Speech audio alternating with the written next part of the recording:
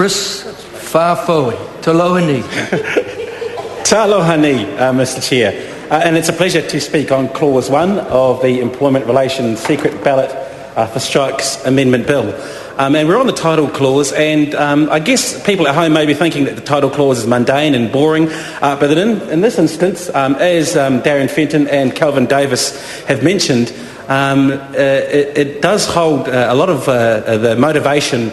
The title does hold a lot of motivation of what this bill is about. Usually when a piece of legislation is passed in the House, it is to give someone benefit or right or wrong. And the fact that the word workers has been removed from the title shows what the National Party is really all about. Because if benefit or advantage is to be afforded to anyone, it dare not be any workers, so they had to remove it from the title of this bill. It dare not be the movers, so they had to remove that word from the title of the bill. This bill has nothing to do to the benefit or the advantage of workers at all. And that is what is the sad indictment of this government in terms of its employment relations amendments in this House. We've first seen the 90-day fire at will bill, as we like, law that we like to call it over this side of the House, first extended to small businesses and then expanded out to larger businesses, restrictions on unions, and of course we can't escape the fact that this government's miserly increase in the minimum wage.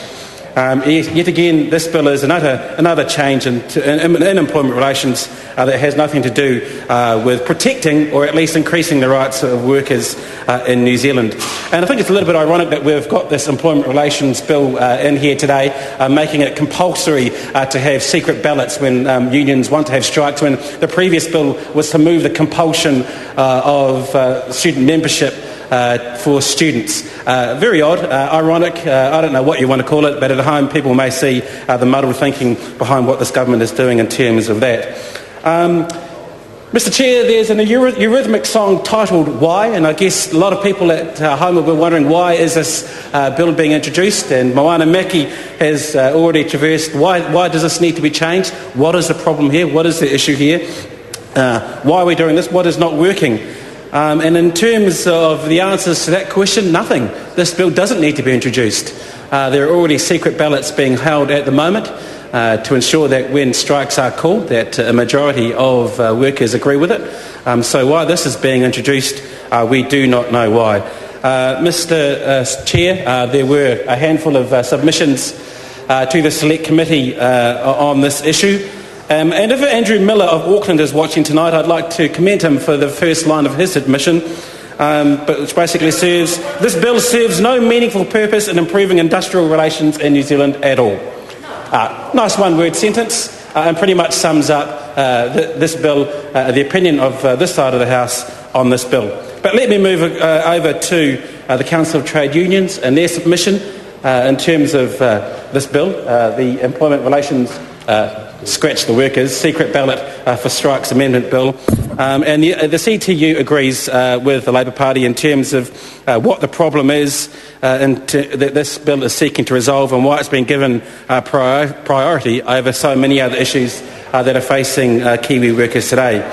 To quote the CTU, it appears to be designed as more of an attack on workers, the unions, and Moana Maki has already traversed the checkered history of Mr Henare with unions, and the right to organise than a response to any real problem with the industrial relations framework at the moment.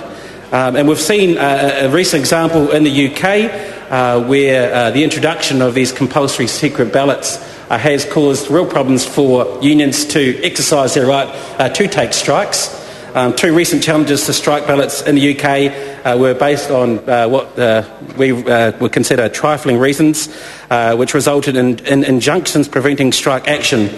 And such challenges not only prevent workers being able to exercise their freedom of association rights, but they also, and here's the nub of it, they also delay resolution of disputes and can harm and worsen industrial relations. And in that respect, Mr Chair, the introduction of this bill could in fact be counterproductive to making sure that any industrial disputes are sorted out in a timely and in what we would call on this side of the House a fair manner. Mr Chair, the secret ballots, I think one change at the Select Committee to this bill, the fact that secret ballots don't need to take place in terms of health and safety. Mr Chair. I call the Honourable Member Lynn Pillay.